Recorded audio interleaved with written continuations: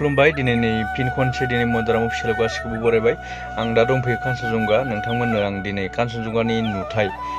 माखासे सिनारि मानसिफोरा गोबाङानो नायनो लुगैयो बेखायनो दिनै आं सिनारि मोननैसो देखायलांनो जों हाबबाय दा नैबे गेट बाहायनायदो नायलांबाय नोंथांमोना नैबेयाव टिकेट लानांगौ माने गेट एन्ट्रि पास 30 लायो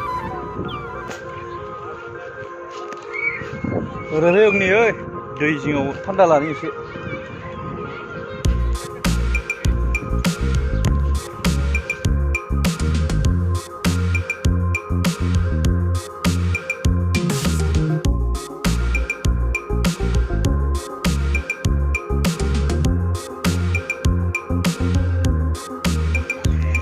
एरायबाय दं आं दा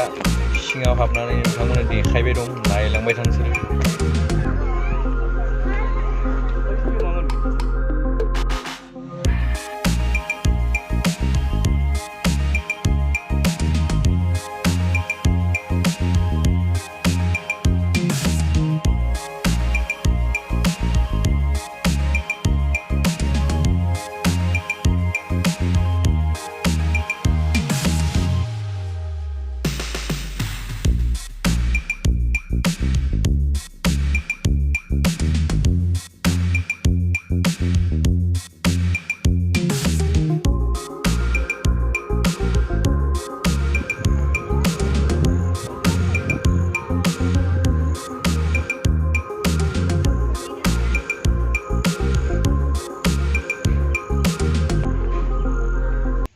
नैबेनो जाय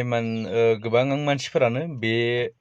बर्डआव गाखोनो लुगैयो नैबेयाव गाखोनोबाथाय 300 नांगौ 300 लायो माने सासे सुबुङाव 300 लायो बेयाव गाखोयोबा 40 मिनिट गिदिंनाय जायो होनदों आरो फिदिङो आरो दैमायाव बेयाव गाखोनानै आरो माखासे जाग्रा लोंग्राखौबो मोनफाखायो माने बेयाव बेलेग आलादा बायना लानांगौ आरो बेखौ जाग्रा लोंग्राखौ बे सिङावनो मोनो माने बे बर्ड सायावनो